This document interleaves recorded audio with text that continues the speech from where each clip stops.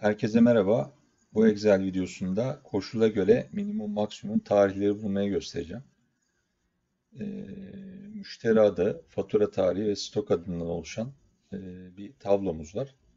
Bu tablomuzda mesela bizde uzun süredir sipariş vermeyen firma veya ne kadar zaman aralığında çalışmış firma, ilk faturası ne zaman kesilmiş, son faturası ne zaman kesilmiş gibi kriterleri bulabiliriz. Ya da ilk siparişini ne zaman vermiş, son siparişini ne zaman vermiş, son faturası ne zaman kesilmiş gibi kriterleri bulabiliriz. Bunu yaparken de minimum, maksimum ve eğer fonksiyonlarından faydalanacağız. Şimdi şöyle yapayım ben. Yeni bir sayfaya şunu kopyalayayım. Oradan devam edelim. Şimdi şurayı sileyim hatta.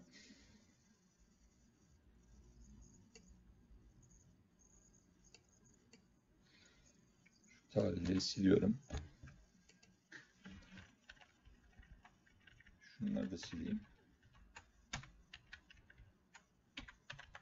Şimdi buradaki müşteri adlarını Ctrl C ile şuraya kopyaladım öncelikle.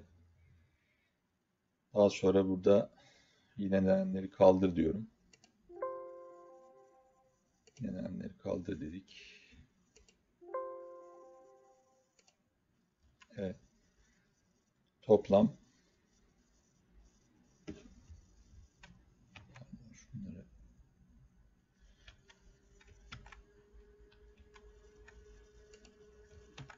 Ctrl C ile şöyle yapıştırdım.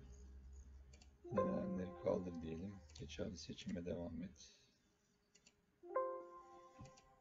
Evet, toplamda 6 tane firmamız varmış.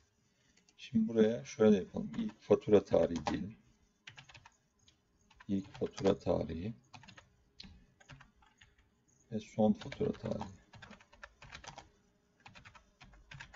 Firma ilk bizde ne zaman çalışmış?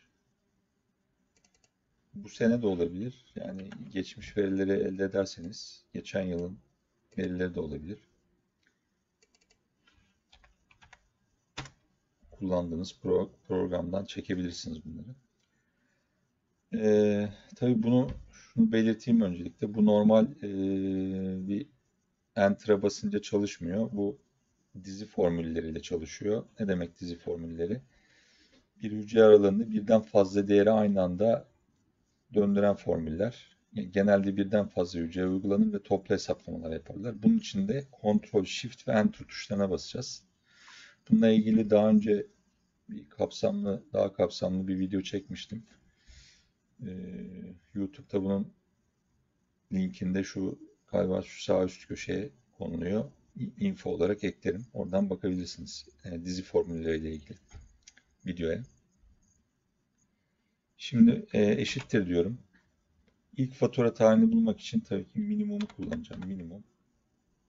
Aç parantez. Yine iç içe bakın. Eğer formülü. Şimdi eğer fonksiyonuna girdim. Diyorum ki A sütunundaki firmalar eşittir. Firmalardan eşittir. Buradaki firma ise koşulumu girmiştim eğerli. Noktalı virgül bana buradaki fatura tarihi değerlerini getir. İki tane parantezimi kapattım. Enter'a basmıyorum dediğim gibi. Ctrl, Shift ve Enter'a basarak bakın köşeli bir parantez oluşuyor zaten bu şekilde. Köşeli değil de işte daha değişik bir parantez oluşuyor bunun dışında. Matematikteki küme gibi bir parantez oluşur. Bu dizi formüllerinde Enter, Ctrl, Shift ve Enter'a bastığınız zaman. Bunu da böyle aşağı doğru çekelim. Şimdi bu minimumu verdiyse bana buradaki son fatura tarihinde maksimum kullanmam lazım. Eşittir mak aç parantez eğer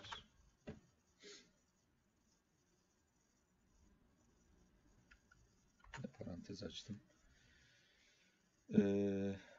A sütunundaki müşteri adları eşittir.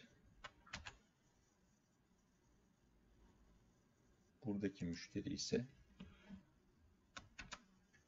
buradaki fatura tarihlerini getir. Yine iki parantez açmıştım. İki parantez kapattım. Ctrl, Shift ve Enter tuşlarına aynı anda bastım. Bunları da böyle aşağı doğru çekiyorum. Şimdi kontrol edelim. A firmasıyla ilk defa 16.09.2007'de çalışmışız.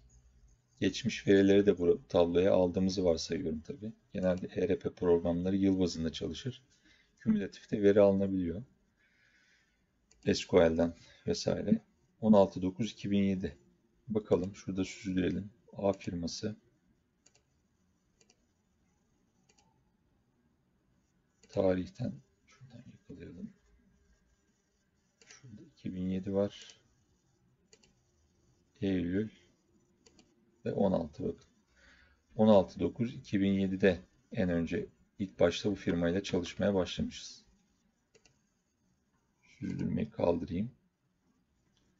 Peki son olarak ne zaman çalışmışız? Yani daha 2024 10. ay gelmedi ama öyle veri girmişim ben. Öyle varsayalım. Şimdi de son olarak yine A firmasını buradan süzdüreyim. Fatura tarihi bakıyorum. 2024 en son hangi ay ve gün var?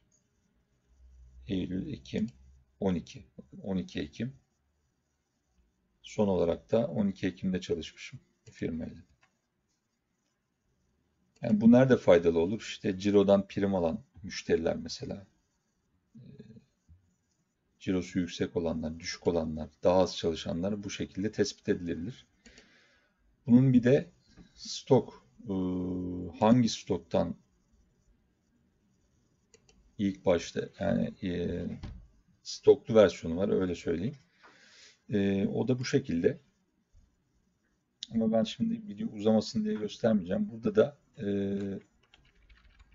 şuradaki stokları buraya getiriyoruz.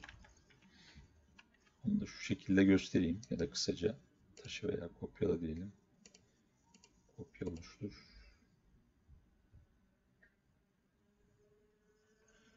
Onu da şurada göstereyim.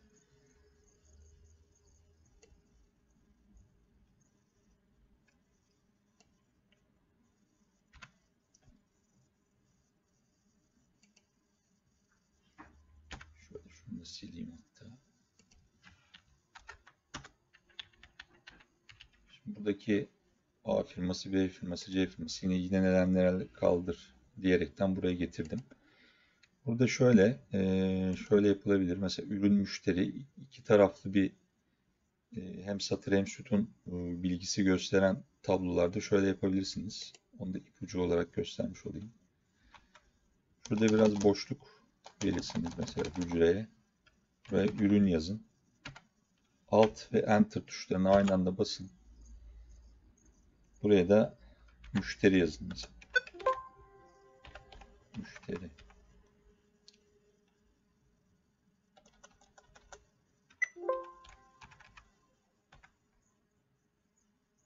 Enter'a basayım.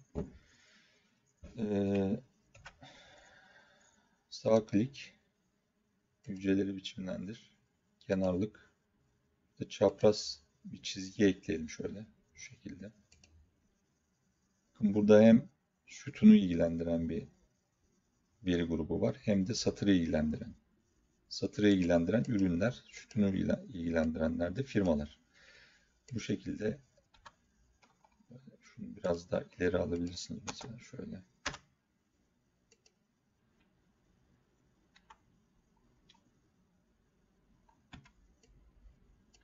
Evet, bu şekilde görünümde elde edebilirsiniz.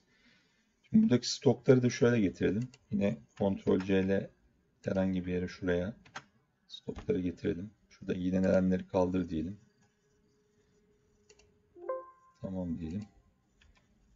7 adet stoğumuz varmış. Şunu silebiliriz. Gerek yok. Bakın dikkat edin. Seçtim. Ctrl+C. Şuraya geldim. Ctrl Alt V ile özel yapıştır. Bakın burada devrik dönüşüm var.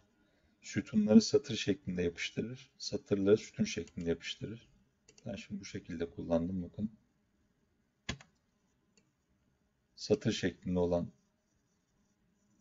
stokları sütun şeklinde yapıştırdım. Evet, şimdi bir de bu demin gösterdiğime bir de stok bazında ekleyebiliriz. Onu da şöyle yapacağız. Yine iç içe eğer kullanarak ve mak kullanarak, min kullanarak yapabiliriz.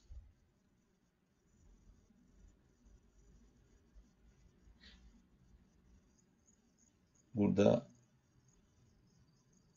şöyle yapmıştım sanırım. Orada bakayım bir.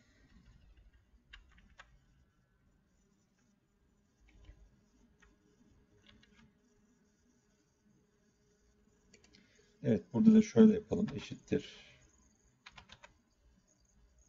Mak aç parantez eğer aç parantez şuradaki müşterilerden eşittir. Yine şu firma ise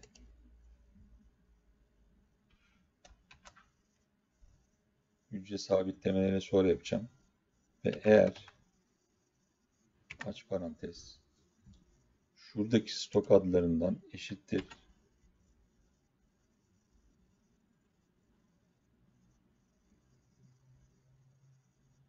Şuradaki stok adları ise git bana şuradaki tarihleri getir. Kaç tane parantez açtıysam o kadar kapatmam lazım. 3 tane açtım. Yine Enter'a basmıyorum. Ctrl Shift Enter.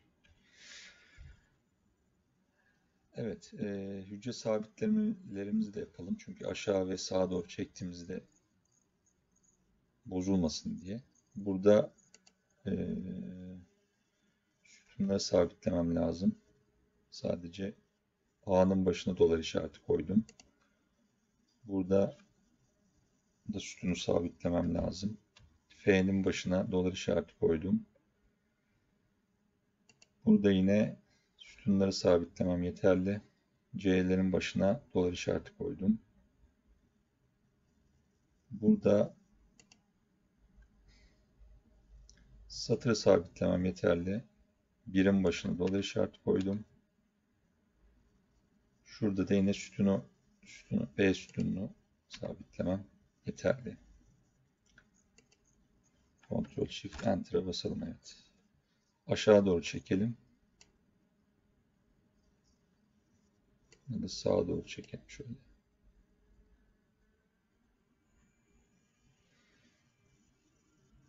Evet, bunu da bu şekilde mesela yapabildik.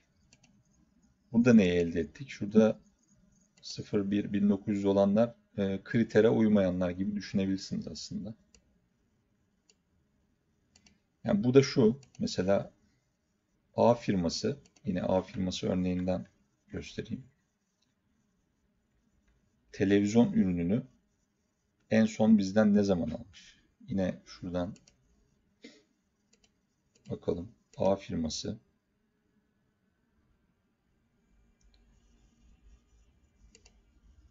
televizyon ürününü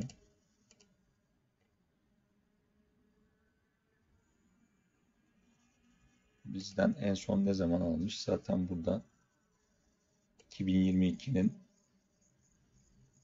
Eylül'ünün 14'ü olduğu, bakın buradan zaten süzdürerek de görülebiliyor. İşte bu şekilde mesela bir firma bizden en son şu malı ne zaman almış gibi bir sorunun cevabını da bu şekilde bulabiliyoruz. Yeni versiyonlarda çok eğer min, çok eğer mak diye formüller var. Tek formülle, burada iç içe formül kullanmadan onları da elde edebiliyorsunuz ama eski versiyonlarda yine bu iç içe mak eğer, min eğer kullanılarak aynı şekilde sonuç alınabilir. Umarım faydalı olur. İzlediğiniz için teşekkürler. Sonraki videolarda görüşmek üzere.